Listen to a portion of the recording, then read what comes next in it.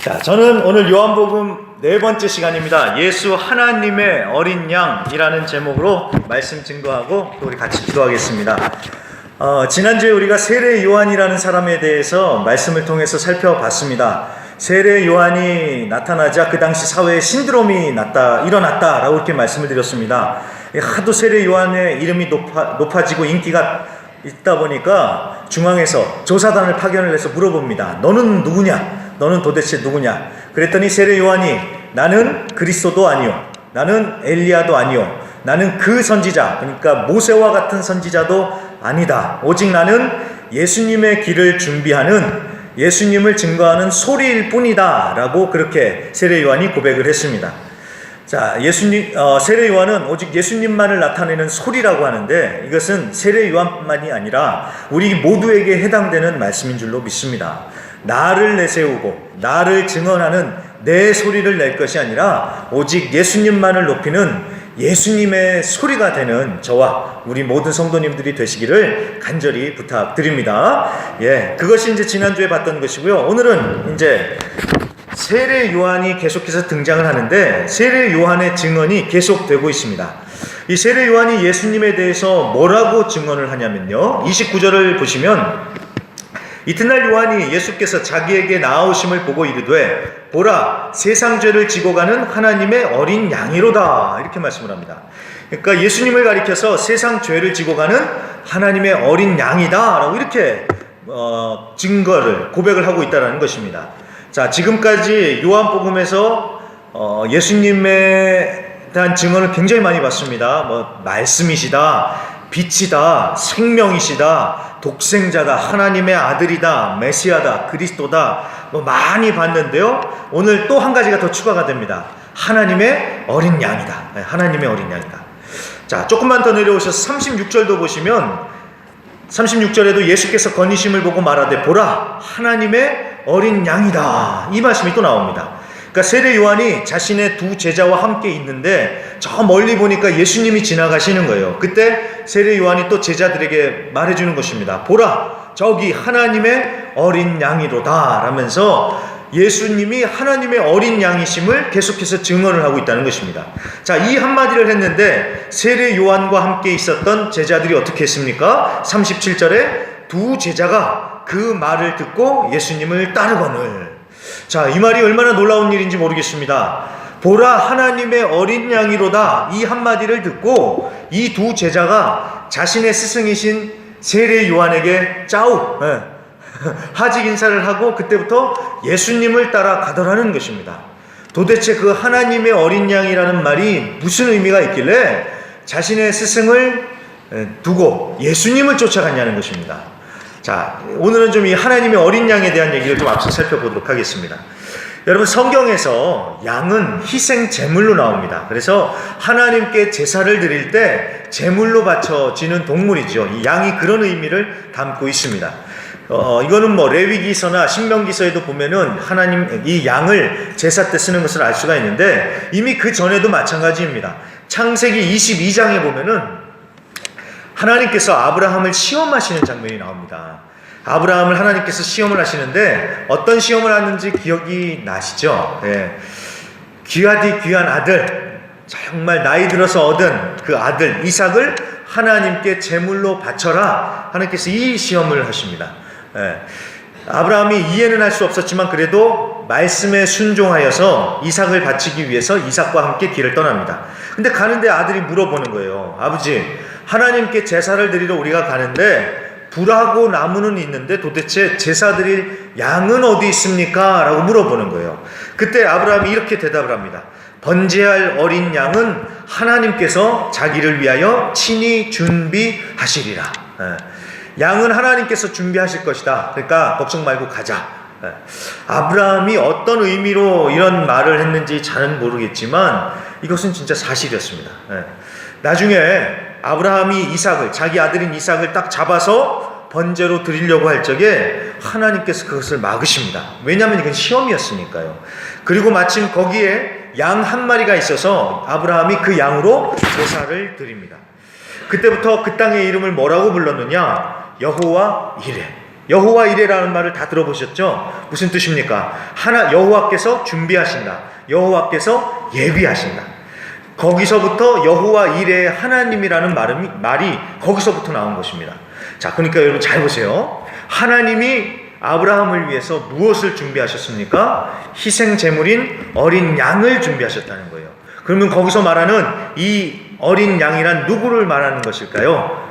오늘 말씀에 나오는 하나님의 어린 양이신 예수님을 가리킨다는 것입니다.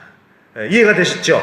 그러니까 창세기의 말씀이랑 이 구약 성경이랑 신약 성경이 이렇게 연결이 되는 거예요. 그냥 따로 떨어뜨려서 볼 것이 아니라 이렇게 연결이 됩니다. 그래서 여러분, 여호와 이레는 하나님이 다 준비하신다. 그러니까 걱정하지 말아라. 우리가 이렇게도 이해할 수 있겠지만 그 얘기를 넘어서서 바로 하나님이신 예수님의 이야기를 하고 있다라고 여러분들이 이렇게 알고 계셔야 됩니다. 하나님이 준비하시는, 하나님께서 우리를 구원하시기 위해서 준비하시는 십자가의 희생 제물로 바쳐지는 이 예수님 얘기를 하고 있구나 라고 이렇게 이해를 하시면 된다는 것입니다. 여기까지 이해가 되셨죠? 이해가 되셨으면 아멘 한번 대답해 주시길 바랍니다.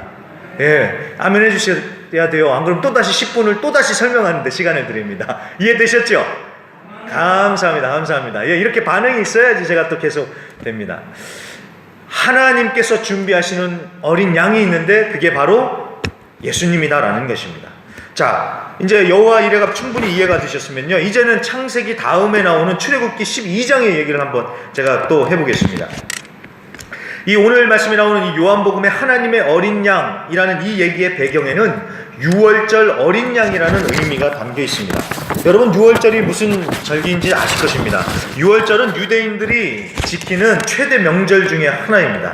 이스라엘 백성들이 모세의 리드 아래 이집트에서 탈출한 그것을 기념하는 날인데요, 그 당시로 좀 돌아가 보면은 이스라엘 백성들이 이집트를 딱 떠나려고 해도 당시 이집트의 왕이었던 바로, 그러니까 파라오가 놔주지를 않습니다. 그래서 하나님께서 모세를 통해서 10가지 재앙을 일으키시죠. 그래서 뭐 나일강이 피로 변하고 바리 때가 오고 뭐 이때가 오고 막 이런 일들이 벌어지는데, 이 10가지 재앙을 다 겪고 난 후에 드디어 바로가 항복을 하고 이스라엘 백성들을 놔줍니다. 보내줍니다.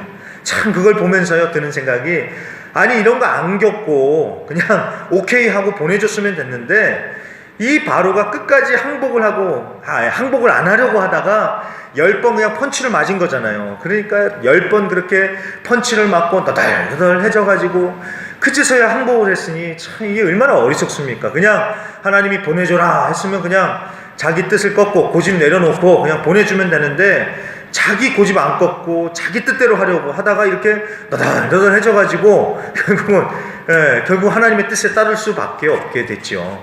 이것은 여러분 바로의 얘기만이 아닙니다. 우리 모두의 얘기입니다. 하나님이 해라 그러면 진짜 한 방에 순종하는 것이 복된 길입니다. 동의하십니까? 네. 자, 아무튼 이 10가지 재앙을 하나님께서 나타내시는데, 이 마지막 10번째 재앙이 뭐냐 하면은 이집트의 모든 처음 난 것, 그러니까 큰아들을 다 죽이는 것이 이 마지막 10번째 재앙이 있습니다. 에이, 그런 일이 뭐 있을 수 있겠어? 근데 정말 일어났습니다. 한밤중에 천사가 이집트 전역을 다 휩쓸고 다니면서 사람이건 동물이건 첫째 새끼는 다 죽였습니다. 그런데 하나님께서 이거를 그냥 갑작스럽게 하신 것이 아니라 미리 다 통보를 해주셨어요. 말씀을 해주셨어요. 살 길을 알려주셨습니다. 어린 양을 잡아서 그 어린 양의 피를 문설주에다 이렇게 딱 발라놓으면은 천사가 그 피를 보고 넘어갈 것이다, 그 집은 지나갈 것이다 라고 다 하나님께서 미리 말씀을 해 주셨습니다. 그래서 이 말씀을 듣고 순종한 사람들은 어린 양의 피를 자기 집의 문설주에 발라서 천사가 그냥 넘어가서 그 집은 살게 됩니다. 그냥 죽음이 넘어갔다라는 것입니다. 그래서 넘어갈 월자를 써서 넘어가는 절기, 그래서 넘어갔다라고 해서 유월절이라는 이름이 붙은 것입니다. 그래서 여러분, 이 유월절이라는 것은요, 이집트에서 탈출해서 해방된 날이다라는 이런 의미도 있고, 동시에 어린 양의 피를 문설주에 발라서 우리가 구원받았다라는 이 정말 잊을 수 없는 경험을 기념하는 날이다라는 것입니다. 근데 여러분 여기서 잘 보세요. 누가 잘나서 자격이 있어서 구원을 받은 게 아니라 오직 어린 양의 피를 그냥 문에 발랐던 거예요. 그래서 그 어린 양의 피 때문에 구원을 받았다라는 것입니다. 이게 하나님의 구원의 역사에 담겨있는 놀라운 은혜다라는 것입니다. 자, 그런데 여기서 이제 결론입니다. 이 유월절 어린 양은 누구를 가리키는 것일까요? 이스라엘 백성들이 잡아서 피를 문설주에 발랐던 이 어린 양은 누구를 가리키는 것일까요? 정답은 오늘 말씀이 나오죠. 바로 오늘 세례 요한이 증거하는 하나님의 어린 양이신 예수님이시다라는 것입니다. 그래서 여러분, 이게 우리가 앞으로 요한복음을 읽어 나가보면서 이제 이게 다 드러날 것인데, 예수님이 언제 십자가에 못 박혔는지 아십니까? 바로 유월절입니다. 유월절이에요. 예수님은 유월절 전에 사형 선고를 받으시고, 유월절 전에 십자가에 못 박히시고 죽으시고, 유월절이 지나서 부활하셨죠. 나중에 요한복음 19장에 보면은 예수님이 십자가에 죽으시는 모습이 나옵니다. 근데 그때 그 19장의 말씀을 잘 읽어보면은 그 과정 하나하나가 바로 유월절 어린 양이 제물로 바쳐지는 모습과 똑같습니다. 그러니까 여러분, 유월절 어린 양의 얘기는 결국 누구의 얘기입니까? 예수님의 얘기요, 예수님의 십자가의 얘기다라는 것입니다. 자, 이것 말고도요, 이사야서 53장, 사도행전 8장, 요한계시록에도 보면은 이 어린 양의 얘기가 나오지만 시간 관계상 그 얘기는 다 안 하고요. 아무튼 이 성경이 참 재밌습니다. 성경이 정말 재밌습니다. 그냥 놓고 보면 이게 무슨 말인지 모르는데, 구약 성경과 이렇게 잘해서 보면은 이 말씀이 이 말씀이라는 것이 이해가 됩니다. 그리고 중요한 것은, 정말 성경이 재밌는 것은 결국 성경의 결론은 누구냐? 바로 예수님이라는 것입니다. 성경은 어디를 봐도요, 예수님 얘기를 하고 있습니다. 그렇기 때문에 우리가 성경을 통해서 다른 것을 보려고 할 것이 아니라 예수님을 발견해야 되고요, 예수님을 만나야 된다는 것입니다. 그래서 여러분, 성경이 정말 재밌습니다. 한번 예수님이 어떤 분이신지 보자 하면서 보기 시작하면은 이게 다 예수님의 얘기예요. 그래서 하면서 그게 깨달아집니다. 예수님으로 통한다라는 것입니다. 자, 이게 그러면 이제 하나님의 어린 양이라는 의미인데요. 그러면 예수님이 하나님의 어린 양이 되셔서 왜 십자가에 죽으셔야 했느냐? 오늘 29절의 말씀에 보면 딱 나옵니다. 세상 죄를 지고 가기 위해서다라는 것입니다. 하나님의 어린 양이 뭘 하느냐? 세상 죄를 지고 가기 위해서. 예수님께서 왜 십자가에 죽으셨느냐? 하나님의 어린 양이 되셔서 우리의 죄를 지시기 위해서 십자가에 죽으셨다라는 것입니다. 자, 여기서 우리가 반드시 알고 넘어가야 할 말이 지고 간다라는 말입니다. 이 지고 간다라고 하니까 막 머리에 어깨에 막 보따리로 싸서 이걸 막 지고 이고 막 이렇게 막 낑낑대면서 끌고 가는 그런 모습이 상상되지 않습니까? 그래서 이 연극 같은 것도 보면은 예수님이 막 그냥 막 뼈만 앙상해가지고 막 무거운데 이걸 막 질질질 끌고 가는 그런 연극들도 있기는 하죠. 자, 그런데 여러분, 여기서 지고 간다라는 말의 원래 뜻은요, 없애다, 치워버린다라는 뜻입니다. 자, 낑낑대면서 지고 가는 것과는 완전히 다른 말이죠. 다른 의미죠. 다른 뉘앙스죠. 없애버린다, 치워버린다. 낑낑대는 것은 막 유약한 예수님이 막 억지로 하는 것 같은데, 죄를 없애버린다, 치워버린다 그러면 굉장히 능동적이고 굉장히 공격적인 표현이죠. 자, 예수님의 사역이 그렇다라는 것입니다. 예수님은 십자가를 통해서 이 세상에 있는 죄, 우리의 죄들을 없애버리고 치워버리시는 그런 역사를 행하신다라는 것입니다. 여러분, 우리가 가진 근본적인 문제가 무엇입니까? 인간이 가진 근본적인 문제는 바로 죄의 문제입니다. 죄요, 죄. 이 죄의 얘기를 안 할 수가 없습니다.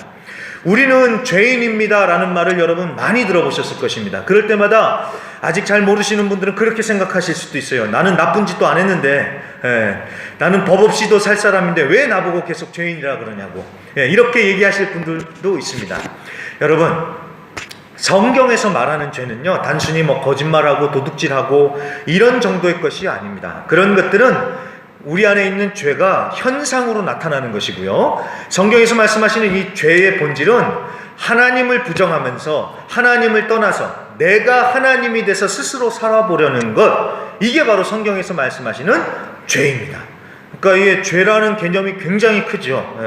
이것을 김세훈 박사님이라는 분은 자기를 주장하려는 의지라고 말합니다. 그러니까 하나님이 아니라 내가 하나님이 돼서 살려고 하는 것, 이게 바로 죄의 본질이라는 것입니다.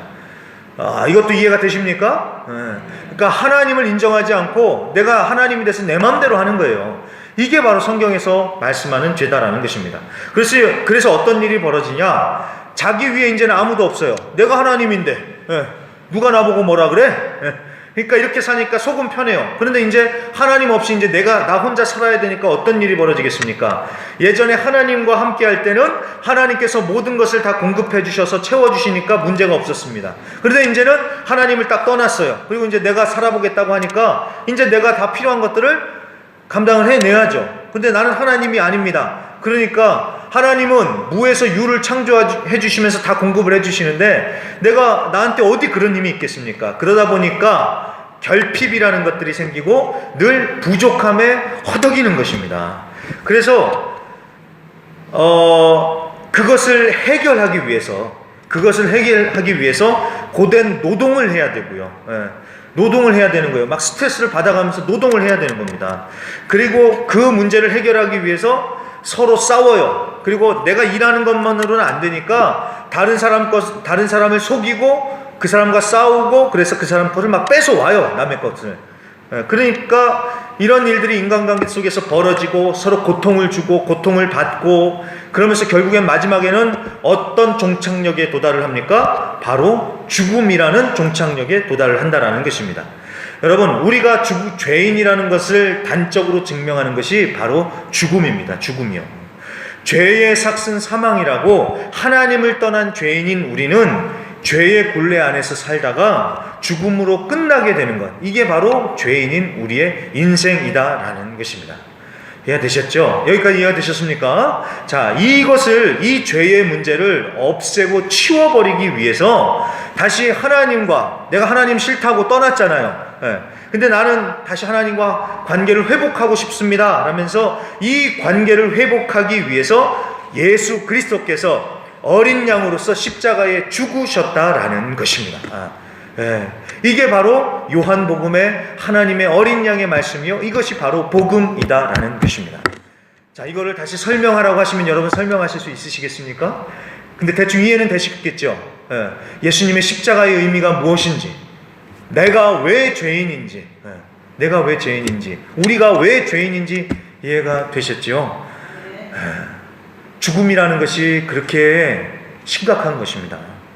나는 죄 안 지었는데요. 착하게 사시고 바르게 사실 수도 있으세요. 하지만 결국은 죽을 수밖에 없다는 것이 우리가 죄인의 운명으로 타고났다라는 것을 우리에게 알려주시는 것입니다. 그렇기 때문에 예수가 필요한 것이고요. 그렇기 때문에 예수님이 십자가에 죽으시고 부활하셔서 우리에게 구원을 베풀어 주셨어야 됐다라는 것입니다. 이 죄의 문제를 해결해 주시기 위해서요. 제가 우리 성도님들도 그렇겠지만 저도 그렇습니다. 목회를 하다 보니 정말로 많은 사람을 만납니다. 근데 우리 만나시는 분들 가운데는 정말 정도 많고 정말 좋으신 분들이 많습니다. 그런데 죄에 얽매여 사시는 분들이 많습니다. 정말 안타까워요. 옆에서 막 제가 도와주고 싶고요. 막 정말 도와주고 싶은데도 안 되더라고요. 그래서 참 제가 마음이 아파가지고 그냥 가슴을 치면서 정말 그분들을 위해서 정말 제가 기도밖에 해드릴 게 없더라고요. 근데 여러분, 그게 맞는 겁니다. 왜냐하면 저는 예수님이 아니기 때문에 그렇습니다. 제가 예수님이라면 그분들의 죄의 문제를 해결해 드리겠죠. 하지만 저는 예수님이 아니기 때문에 내가 죄의 문제를 해결할 것이 아니라 그리스도 예수님께서 죄의 사슬을 끊고 자유를 누리게 해 주시는 것이죠. 예수님이 하시는 것입니다. 그것은요. 여러분, 죄를 지고 가는 하나님의 어린 양, 그 예수님을 바라보시고 예수님 안에서 자유함을 누리시면서 정말 천국을 누리면서 사실 수 있는 우리 성도님들이 되시기를 간절히 부탁드립니다. 우리가 부르는 찬양처럼 죄에서 자유를 얻게 함은 누가 죄에서 자유함을 얻게 합니까? 오직 예수님밖에 없다라는 것입니다. 그 예수님의 능력을, 예수님의 이름을 의지하시면서 죄의 사슬을 끊어버리시고 정말 자유함을 누리실 수 있는 우리 성도님들이 되시기를 간절히 부탁드립니다. 자, 그래서 이것이 하나님의 어린 양에 대한 얘기였습니다. 이제는 오늘 본문을 가지고 좀 제자라는 주제를 조금만 더 생각해보고 말씀을 마치겠습니다. 여러분, 37절부터 다시 보시면요, 세례 요한의 증언을 들은 두 사람이 예수님을 따르기 시작한다라고 말씀을 하죠. 두 명이 나오죠. 제자 두 명이요. 자, 여기서 따른다라는 것은 그냥 심심해서 따라가는 정도가 아니겠지요. 예. 자신의 본래 스승에게 하직 인사를 하고 떠나온 사람들이 어디 그냥 심심해서 한번 예수님을 따라갔겠습니까? 예수님을 제자로서 결단하고 따르는 것입니다. 자, 이 따라온 이 두 사람을 보면서 예수님이 뭐라고 물어보냐면요, 38절에 무엇을 구하느냐 이렇게 물어보십니다. 무엇을 구하느냐. 자, 이게 무슨 뜻입니까? 너네들 나를 쫓아오는데 무엇을 구하기 위해서, 무엇을 얻기 위해서, 도대체 뭘 보고 날 쫓아오냐? 예수님께서 이렇게 지금 물어보고 계시는 것입니다. 자, 이 질문에 두 사람은 대답을 합니다. 랍비여 어디 계시오니까? 랍비여 어디 계시오니까? 참 생뚱맞습니다. 이 질문도 그렇고 대답도 그렇고요. 자, 무엇을 구하느냐라고 했으면은 네, 이걸 구합니다 이렇게 말을 하든지, 아니면 이렇게 해서 왔습니다라고 대답을 하면 되는데, 게다가 지금 예수님이 바로 코앞에 계시잖아요. 그럼에도 불구하고 예수님 어디 계십니까? 지금 이렇게 대답을 하고 있지 않습니까? 그러니까 이게 무슨 우문우답이냐 이런 생각이 드는데, 자, 어떤 주석에는요 이 표현을 관용적인 표현이라고도 설명을 합니다. 당시에 랍비들에게 가르침을 청하거나 대화를 요청하기 전에 이렇게 물어봤다는 거예요. 랍비여 어디 계시나이까? 그러니까 다짜고짜 본론을 꺼내지 않잖아요. 아이고 오늘 날씨가 좀 좋네요, 아니면 오늘 날씨가 좀 덥습니다 하면서 이렇게 대화의 물꼬를 튀듯이 당시에는 랍비여 어디 계십니까? 라면서 이렇게 얘기를 했다는 것입니다. 뭐 그것도 맞는 것 같습니다. 그런데 이 부분에 대해서 아더 핑크라는 신학자는요, 이 부분을 이렇게 번역해야 된다고 얘기를 합니다. 랍비여 어디 계시오니까 이 부분을 어디 거하시오니까 라고 이렇게 번역을 해야 된다라고 얘기를 합니다. 이게 뭐 그냥 말장난 같은데 이 단어가 하나만 바뀌어도 이해하기가 훨씬 더 쉽습니다. 예수님 어디 계십니까가 아니라 예수님 어디 거하십니까? 이렇게 물어본다는 거예요. 자, 여러분 이게 왜 중요하냐면, 여러분 나의 안에 거하라는 찬양을 잘 아시죠? 나의 안에 거하라, 그 찬양이요. 이 요한복음에서 거한다는 말은 정말 중요한 말 가운데 하나입니다. 구원이라는 것을 주님 안에 거하는 것으로 표현을 합니다. 거한다. 자, 그렇게 보면은, 그런 생각을 가지고 오늘 이 말을 보면은 더 이해가 되는 거예요. 예수님이 어딨냐고, 예수님의 위치, 그러니까 GPS 좌표를 물어보는 게 아니라 주님 어디 거하십니까? 주님 어디 거하십니까? 주님 계시는 곳에 우리도 거하면서 주님과 머물고 싶습니다. 지금 이 얘기를 하고 있다라는 것입니다. 이제 이해가 되시겠죠? 주님 어디 계십니까? 이거는 주님이 어디 계신지 주님의 주소를 물어보는 것이 아니라 주님 어디 거하십니까? 우리도 주님 거하시는 곳에 주님과 함께 머물고 싶습니다 라면서 주님을 따르는 제자로서의 각오와 결단을 선포하고 선언하고 있는 것입니다. 예수님도 왜 따라오는지 몰라서 물어본 것 아닙니다. 예수님은 당연히 아시죠. 그래서 한번 물어보는 거예요. 너희들은 나 왜 따라오느냐? 그 제자들의 각오를 들어보길 원하셨던 것이고요. 제자들도 예수님이 어디 계시는지 예수님의 주소를 물어보는 게 아니라 예수님의 제자로서 따르는 각오와 결단을 분명하게 대답을 했는데 정말 최고의 정답을 했던 것이죠. 우리는 예수님을 구하고 예수님을 따라가고 있는 것입니다. 그래서 이 얘기를 듣고 39절에 예수님은 와서 보라 라고 하시면서 그 두 사람이 그날 예수님과 함께 뭐합니까? 거한다는 말이 또 나오죠. 39절에 거하니 예수님과 함께 거했다라는 것입니다. 여러분, 이 부분은요, 예수님을 믿고 따르는 제자로서 우리가 왜 예수님을 따라가야 하는지 분명하게 말씀해 주고 있습니다. 자, 저는 오늘 똑같은 질문을 우리 성도님들에게 숙제로 남겨드립니다. 무엇을 구하느냐? 여러분 각자 이 질문을 마음 가운데 새기시고 무엇을 구하는지 한번 이번 일주일 내내 한번 생각해 보십시오. 예수를 내가 믿고 교회를 내가 다니는데 나는 무엇을 구하기 위해서, 무엇을 얻기 위해서 따라가고 있는지. 누구나 다 삶의 필요와 문제가 있습니다. 그런 부분이 예수님의 은혜로 채워져야 되지요. 그러나 우리가 따라가는 본질은 바로 예수님이 되어야 된다는 사실입니다. 예수님을 믿기 때문에, 예수님이 좋기 때문에 제자가 되어서 따라가야 된다는 것입니다. 제가요 이번 주에 드디어 제가 기다렸던 금식 기도를 이번 주간에 했었습니다. 성도님들께서 많이 기도해 주셔가지고 그랬을 것입니다. 몸에서는 좀 기운이 많이 빠졌습니다. 그래서 새벽에 찬양을 부르는데도 쉽지 않았는데 그래도 예전보다는 많이 수월했습니다. 기도해 주신 모든 성도님들께 감사를 드립니다.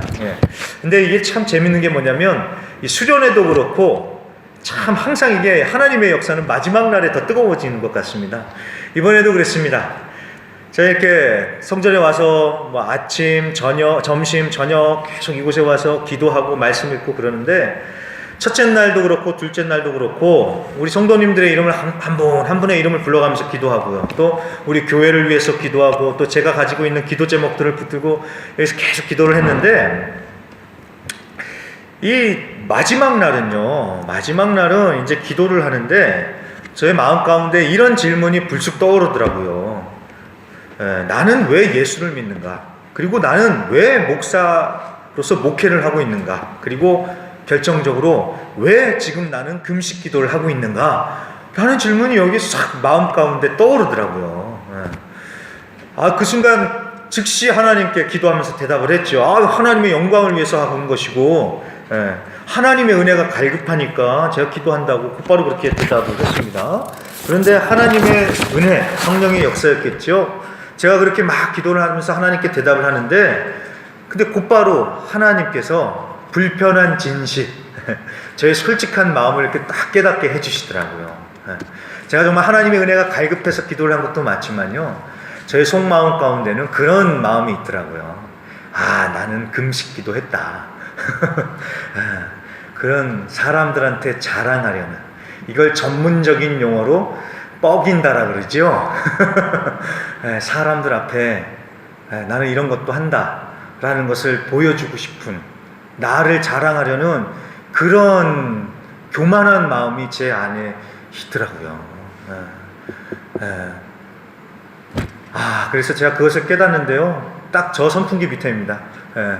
혼자 있으니까 에어컨은 못 틀고 저 선풍기 밑에서 곧바로 엎드려가지고 막 가슴을 치면서 회개하면서 한참 기도했습니다. 그렇게 기도하고 나니까 이제는 입에서 찬양이 터지는데요, 찬양이 터졌습니다.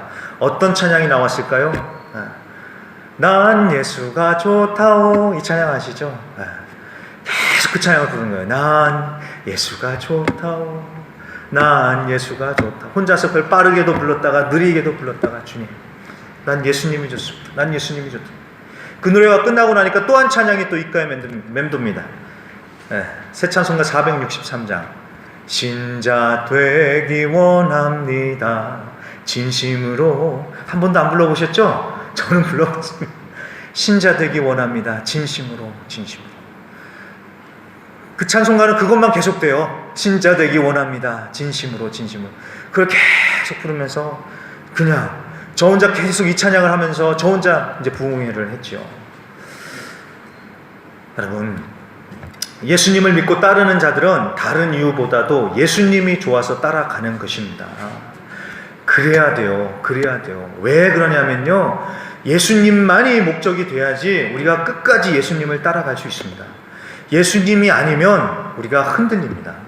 흔들리기 시작하면요, 시험에도 듭니다. 그리고 잘못된 길로 빠지고 넘어집니다. 여러분, 절대로 목사 보고 교회 나오는 것도 아니고, 목사 보고 예수님 믿는 것도 아닙니다. 목사 보고 아니면 사람 보고 따라가다 보면요, 그 사람 때문에 흔들리고 넘어집니다. 제 말이 맞죠? 그런 것입니다. 다른 거 보고도 마찬가지입니다. 세상 그런 거 바라보고서 예수님 믿는다고 하면요, 그 세상 것 때문에 마음 흔들리고 시험 들고 빠지는 것입니다. 예수님만을 바라봐야지. 그래서 예수님만이 좋아서 쫓아가야지 끝까지 이 믿음의 경주를 끝낼 수 있다라는 것입니다. 그렇기 때문에 너는 무엇을 구하느냐라는 이 예수님의 질문을 여러분 곰곰이 생각해 보시면서, 나는 왜 예수를 믿고 왜 교회를 다니는지 정말 진지하게 생각해 보시면서, 정말 나는 예수님이 좋아서 그 이유 때문에 나는 예수님을 믿고 교회도 나가고 예배합니다 라는 이런 고백이 있는 우리 성도님들이 되시기를 간절히 부탁드립니다. 좀 시간이 지났지만요, 마지막 한 부분만 보고 마치겠습니다. 40절에서 42절에 보시면 이제 드디어 예수님의 수제자인 베드로가 등장을 합니다. 베드로가 나옵니다. 좀 전에 그 예수님을 따라갔던 두 제자가 있었죠. 그 중에 한 명이 베드로의 형제, 아마 동생이었을 것 같습니다. 이 안드레입니다. 이 안드레가 그렇게 예수님과 함께 거하다가 예수님을 만나고 난 다음에 집으로 와서 자기 형제인 베드로에게 내가 메시아를 만났다 라고 하면서 베드로를 예수님께 딱 데리고 옵니다. 그러니까 전도를 했다는 것이죠. 자기 형님을 전도한다는 것은 참 쉽지 않은데 참 대단하죠. 이 부분은 그 전도의 부분은 다음 주에 보시고요. 아무튼 이 베드로를 예수님이 딱 보시더니만 뭐라고 하시냐? 시몬아 장차 베드로라 이렇게 예수님께서 말씀을 하십니다. 가로는 안 읽었는데 이 가로에 있는 내용도 중요합니다. 42절 가로 부분에 보면은 게바는 번역하면 베드로라 이렇게 말씀을 하죠. 자, 게바라는 말은 아람어이고요. 이 베드로라는 것은 헬라어입니다. 그래서 게바나 베드로나 똑같은 말인데 뜻은 무슨 뜻이냐? 반석이라는 뜻입니다. 반석이요. 그러니까 예수님이 딱 베드로를 보시고 너 시몬이냐? 근데 너는 앞으로 베드로가 될 거야. 이렇게 말씀을 하고 있는 것입니다. 자, 예수님께서 베드로가 앞으로 반석이 될 것이라는 이것을 보고 지금 말씀을 해주고 계시는 것입니다. 실제로 그랬습니다. 베드로가 처음 예수님을 만났을 때는 반석 같은 남자가 아니었습니다. 나중에는 어떤 일이 벌어졌는지 아시죠? 예수님의 수제자라고 했던 이 베드로가 제일 중요한 순간에 예수님을 부인하고 예수님을 배신하고 예수님을 저주하기까지 하는 아주 비겁한 배신자가 되었습니다. 어디 반석입니까? 그런데 예수님의 십자가를 통과하고 부활하신 예수님을 만나고는 이제는 그 어느 것에도 흔들리지 않는 반석 같은 남자가 되었습니다. 그때는 진짜 베드로가 됐다라는 것입니다. 자, 이것을 통해서 제가 무슨 말씀을 드리려고 하냐면요, 여러분, 우리가 하루아침에 완벽한 제자가 되는 것이 아니다라는 것입니다. 과정이 필요한 거예요. 과정이 필요해요. 시간이 필요합니다. 그리고 그 과정을 하나님께서 주도해 가시면서 우리를 하나님의 제자로 만들어 가신다라는 것입니다. 그래서 여러분, 우리가 나는 왜 이 모양이야 할 것도 아니고요, 다른 사람 손가락질 할 것도 아닙니다. 우리는 다 지금 부족한 사람들입니다. 그래서 지금 우리는 다 만들어져 가는 그 과정 가운데 있다라는 것입니다. 이 부분이 충분히 전달이 됐지요. 우리가 지금 과정 가운데 있다라는 것이요. 그래서 여러분, 시몬이 베드로가 됐듯이 우리도 하나님의 온전한 제자로 세워질 날이 반드시 있다라는 것입니다. 지금은 부족하고 너무 부족하지만 하나님께서 하나씩 우리를 다 깎으시고 만들어 가시는 중입니다. 그래서 여러분, 이게 다 훈련이에요. 교회 나오면은 다 내 마음에 맞는 사람들하고 좋게만 있다 가고 싶죠. 근데 꼭 진짜 꼴보기 싫은 사람이 꼭 한 사람씩은 꼭 있잖아요. 근데 꼭 그 사람하고 이렇게 1대1로 하나님은 또 마주치게 하세요. 왜 그렇게 하실까요? 그 사람을 통해서 나의 모난 부분을 이렇게 깎아내시는 거예요, 자꾸만. 이해가 되셨습니까? 그 하나님의 섭리를요. 그리고 우리가 살다 보면은 원치 않는 일들이 벌어집니다. 그러면 하나님 왜 이러십니까 할 때가 너무나도 많아요. 그런데 그런 시험과 그런 문제들을 통해서 또 우리의 그 모난 부분들을 또 깎아내시면서 하나님의 제자로 만들어 가신다라는 것입니다. 제가 더 있지만 예완 안 하겠습니다. 자, 그래서 제가 부탁드린 것은 이것입니다. 성도님들, 기대하시라는 것입니다. 시몬을 베드로로 만들었던 그 하나님께서 우리를 그 베드로와 같은 영광스러운 하나님의 제자로 변화시켜 가실 테니까 그런 하나님을 기대하시면서 하루하루 주님을 붙들고 순종하면서 살아나가실 수 있기를 부탁드립니다. 그리고 옆에 계신 우리 성도님들을 기대하세요. 지금은 내 옆에 있는 사람, 아니면 내 앞에 있는 사람, 이 사람들이 아직은 좀 부족한 것 같지만 하나님께서 하나님의 제자로 반드시 만들어 가실 것이다 라는 이 기대감을 가지시고 그분들을 위해서 기도해 주실 수 있기를 부탁드립니다. 그러면 정말 우리가 정말 주님의 은혜 가운데 온전한 제자로서 반드시 세워질 날이 올 줄로 믿습니다. 그러면 여기다 같이 한번 기도하겠습니다.